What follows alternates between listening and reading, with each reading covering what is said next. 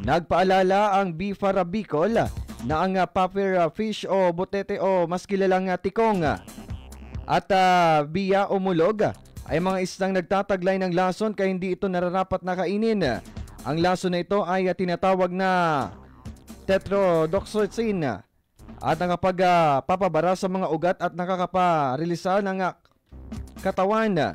Base sa Fisheries Administrative Order No. 249 na ipinalabas ng Department of Agriculture noong taong 2014, mahigpit na ipinagbabawal ang pagbebenta at pagkain ng puffer fish kasama na ang tinatawag na biya o mulog upang maprotektahan ang mga mamayan sa pagkalason.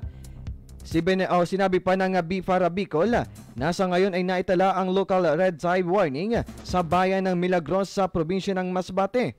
Kaya anya naka-alerto sila dahil nagpositibo sila sa red tide. Kaya ipinagbabawal ang pagbenta at pagkain sa nasabing lugar.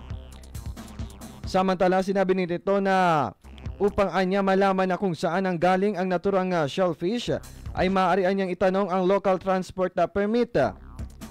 Habang sinabi din nito na ligtas itong kainin kung galing ang deliver sa probinsya ng Sorsogon.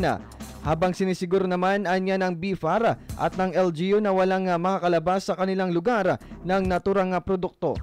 Pakinggan natin ang pahayag ni Ma'am Weng ng Bifara sa panayam kaninang umaga sa Dos Palabras.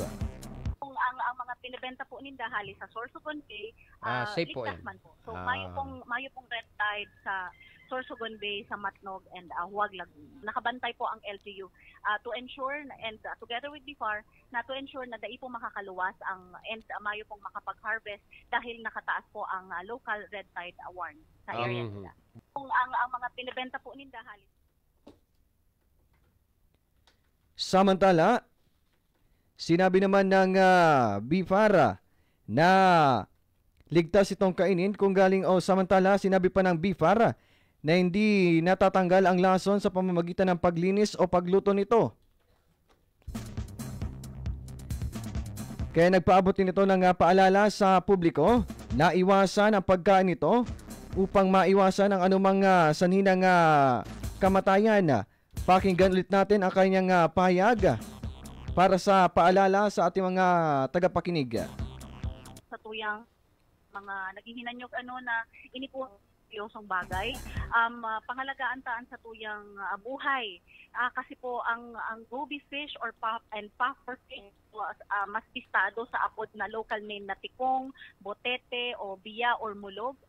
Ini pong mga klaseng sira po na ini igwasindang toxic or poison. So ibig sabihin talagang deadly po siya. Ano ang apod kaiyan itong tetrodotoxin. So ining toxin po na ini can cause paralysis, pwedeng mahilo, magpulog ang payo, ang tulak, magsuka or worse ining kagadanat sa